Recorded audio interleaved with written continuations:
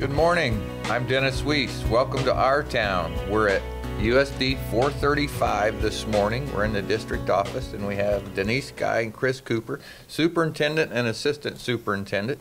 And we're here to talk about the forward progress of USD 435 and to go down some subject areas that I'm interested in. So good morning. Good morning. How are you? I'm great. I'm very excited. Tuesday was a big day for you. It was a big day for us as a district and as a community. I would agree. You know, I think the people who came together to help you inform and educate the community, giving them the choice that they have at the ballot box on what they choose this community to be through its school system. I don't know that I've seen a better job done to educate and inform. That was pretty cool. Well, there was an amazing group of people that helped with the effort, and from speaking out in public about the issue, and they bring really good stories to the table from a different perspective than an educator. And I think that's so much more powerful than an educator. You know, most people are going to assume that we are out there and wanting to improve our schools, but when you can get your community people behind you, that adds a whole nother dynamic. So I saw somebody from almost every walk of life. There was. It was there. All ages and walks of life, and you know, we had at one point in time, well, the group actually kept growing. We would have some people come in and sit down and say, you know, I want to get involved in this, and so we just said, where are your strengths, and these are the things we have to offer, and got them going. So there was about 60 people that helped with the effort. That's terrific. So as we sit here this morning, my mind goes to, okay, what's the next step? What procedurally do you need to do to complete this without the vote is passed? And when will people see things happening in dirt and building? Well, you know, I don't have all the answers yet.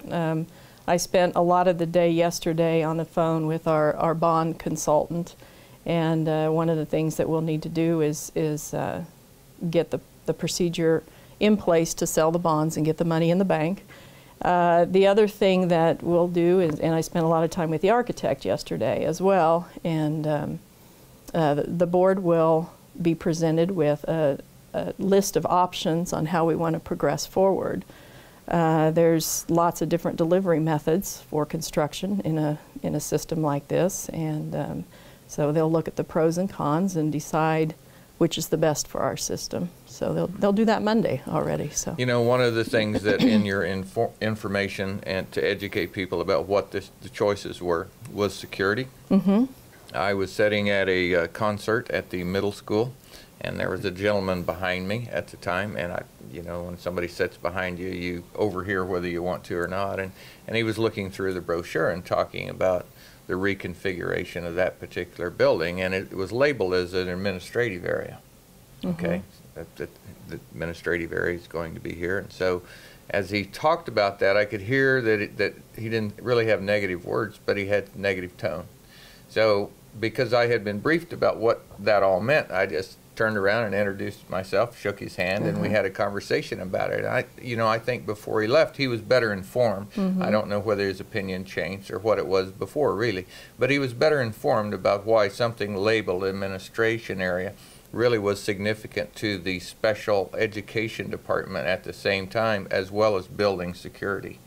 Because I know a single entrance, single exit premise is key to security, and it was integrated in all of the things that you in every building you're working on. Every building, yeah. We want to direct the traffic, foot traffic, so that, you know, if nothing else, we have an awareness of who's coming in and going out of the building. So that's in every building. But thank you for doing that. Hey, you know, no and problem, no problem. That's kind of what we found is there became a momentum that there was enough people out in the community that really kind of owned the projects, that they were able to answer some of the questions out there that people had. So, well, one of the events you had was an open house, and it was at the high school, and I walked in, and Chris Cooper standing there, and we had a nice chat, some of which I want to follow up with today, Chris, and talking about what kids are doing in our community, and then I want to drop over to the resurgence of tech ed, which is technical education. It was, when I went to school, it was a very big part of most people's programs, but we've seen that fallen off over the years, but it's coming back. Right, and a lot of that's came from the shortage that we have in those fields right now. And in Kansas, particularly, we have a lot of really good careers that don't require four-year degrees, and so the state has put some incentives in place through Senate Bill 155 to encourage schools and students to take advantage of those opportunities that are out there. So there is a resurgence in the career and tech ed, which we would have called SHOP or home ec or those things when we were in school.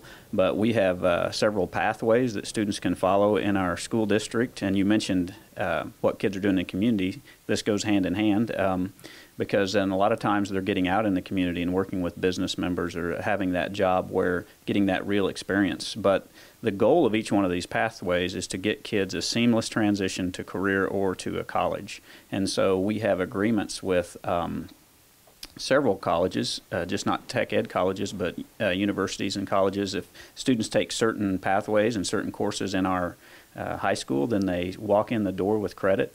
We have several kids that are going to graduate with a certification that will allow them to immediately enter the workforce. We have, I think, 19 to 20 students taking CNA courses right now. Really? We anticipate that they will complete that certification. And so even if they choose to go on to a four-year university, they now have a job certification. They can get part-time work or full-time work to help themselves get through school. We also have students that are attending Salina Tech and getting free college tuition over there. Personally, I have a son who's planning on being there half-time as a junior next year to work in the electrical engineering situation there. And so in 2 years, he could almost have an associate's, possibly have a certification that would allow him to go right into the workforce and his high school diploma at the same time. So those type of things are really being looked at and incentivized by the state. They're focusing on jobs that are high skill, high need, and high wage.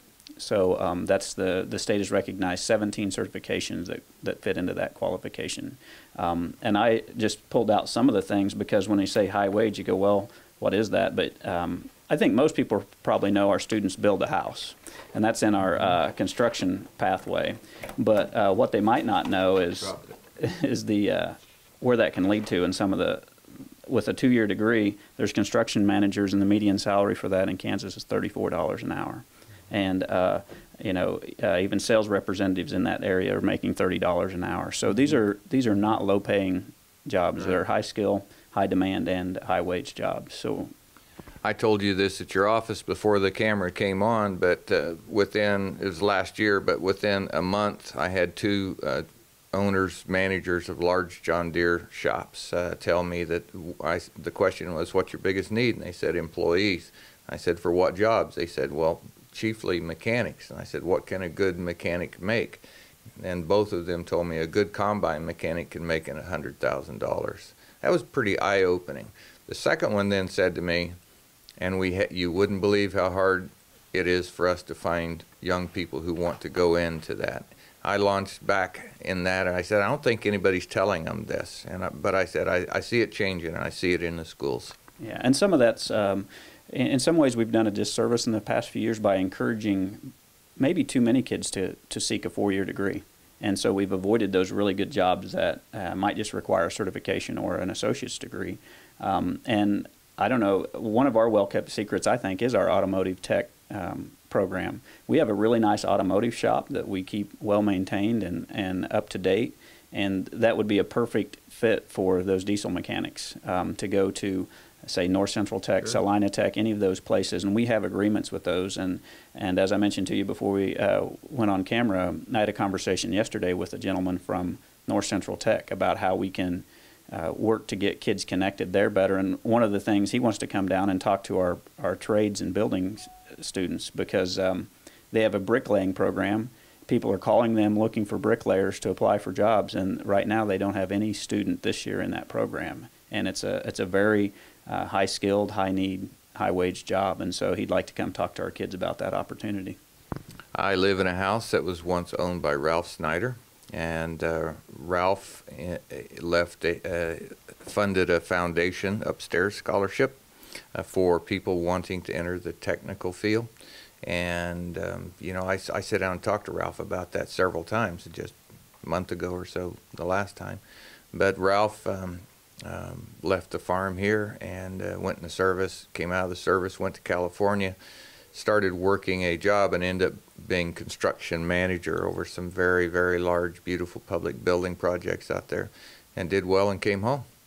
And Ralph's passion was, we need to help these kids who want to go to tech school. Everybody's focused on scholarships, but they're not focusing on the people who want to go to tech school. And he said, it's my money, it's what I want to do. And he did. I think that's cool. Yeah, and I know as a parent, that's the best bargain out there.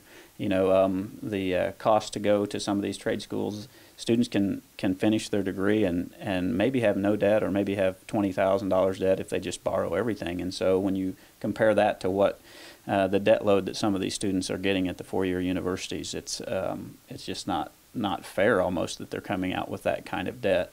I know there's a lot of programs. I have a son enrolled in an auto tech program where a quarter at school and a quarter on the job, and in that way he can pay as he goes and get that real life application. So I've toured several of the technical schools. I've been to Salina. I've set up to go to Beloit. I've been to one Southeast College in Nebraska, and they're just really impressive facilities getting these young people ready to fill important, well-paying jobs in our society. So we're excited about that. We serve the community of Goodland, and one of our customers is the tech college there, and Northwest Tech. They had the distinction of being the first two-year university in the United States to be one-to-one iPad. The entire community of Goodland became one-to-one iPad a year later, but first is first. So, and it was in tech ed, and they were taking iPads under cars so they didn't have to crawl out and look at the screen on the alignment machine.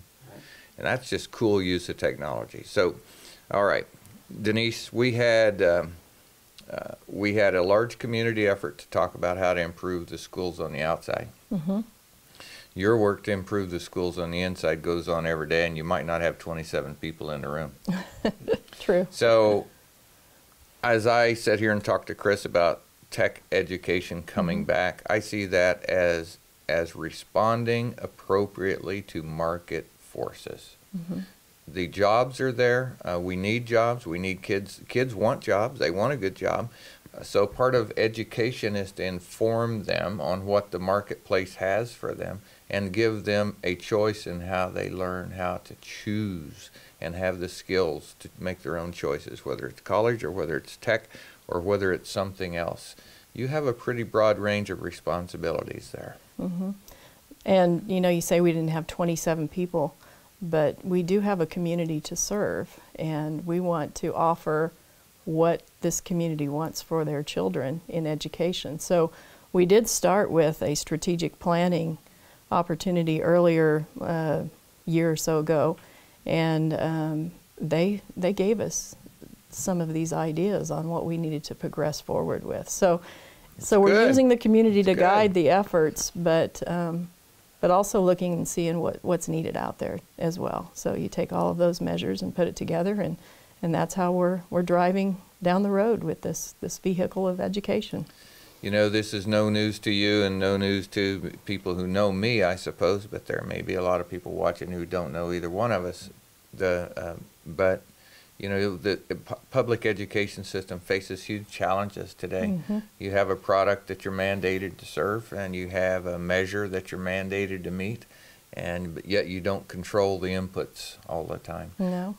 Different children from different circumstances walk in the door every day, and your mandate is to educate them all appropriately and give them the opportunity. That's a big task. It's always been a big task. That hasn't changed any, but I think we see it more now. We have television, we have internet, we have every access into people's lives, and so we see these things more clearly. But I think the challenges of the young people coming in are higher than they were when I was a young person coming in. I think there's a lot of opportunity to think that it's a harder job today, being an educator, than it was. Well, I think, yeah, society has changed and things are a little different, but it's still a pretty exciting task. Sure. And we have some pretty great kids that walk in our doors every day, and we try to offer as much flexibility for those kids and find the find the stream that fits for them, and including the tech ed. We have some other programs like our virtual school and some other places that help to meet the needs of each individual child. So I saw in the news in the last couple of days that one of the things that the legislature is kicking around is whether the appropriate level of funding for the virtual schools who have become very popular in Kansas. And I think, again, for a reason. They are meeting the needs of the marketplace. mm-hmm. So I read that article and I thought, I think I'll draft a note or two to my legislators and send them a note in support of the virtual school programs. For me, as a consumer in the marketplace, education is the issue. Delivery mechanism is a choice. Right. And if you guys have done a wonderful job of establishing an efficient delivery system for a certain segment of the population that I would hate to see cut back. Mm-hmm. Really wouldn't like that a lot. Well, and I've been following the legislature a lot these last few days. In fact, Representative Barker and I have a hotline back and forth here these last couple of days. But so yeah, it's a real concern that they're looking at chopping the funding on virtual school, because it has filled a niche for us, for some kids that wouldn't have been successful mm-hmm. in another way. So it'd be nice for you to write a letter to them and support that. That'd be great. I will do that. We have about 3 minutes left, so it's in the wrap-up time, and I want to challenge you with, maybe we'll dump this on Chris because he brought it up first over in his office over there.